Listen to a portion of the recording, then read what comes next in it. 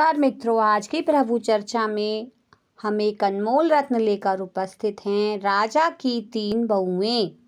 प्राचीन काल में एक बहुत बड़ा राजा हुआ है। कहा जाता है कि उसके 3 पुत्र थे और तीनों की शादी हो गई। राजा ने अपनी तीनों बहुओं को बुलाया और रेशम की 3 थैलियां लेकर उनमें गेहूं के बीज डाले और तीनों बहुओं को अलग अलग थैली दे दी। उनसे कहा, इन गेहूं के दाने को आप संभाल कर रखो। जो पहली बहू थी उसने सोचा कि शायद ससुर जी का दिमाग खराब हो गया है, इतने थोड़े से गेहूं का हमने क्या करना है। उसने उनको रख दिया और सोचा कि कभी उन्होंने वापस मांगे तो उनको वापस दे देंगे। जो दूसरी थी वह ज़्यादा समझदार थी। उसने सोचा हो सकता है इसमें कोई बड़ा राज हो। उसने वह थैली लेकर अपनी तिजोरी में बंद कर दी कि कहीं गुम ना हो जाए।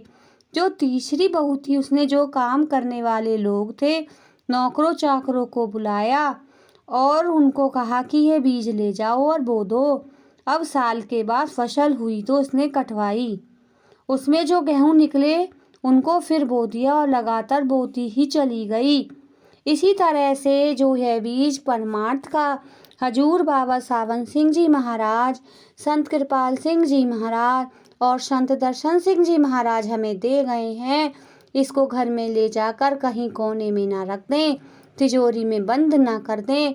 इसको तो हमने उगाना है, इसको हमें पानी देकर पाल पोष कर पौधे के रूप में बढ़ाना है जो फसल दे सके। जो फसल इस खेती में होगी उसकी खुशबू इतनी ज़्यादा होगी कि वह खुशबू बाकी लोगों में भी फैलेगी और यह रास्ता जो प्रभु को पाने का हमें मिला है उससे बाकी लोग भी बहुत फ़ायदा उठा सकेंगे। जय कृपा।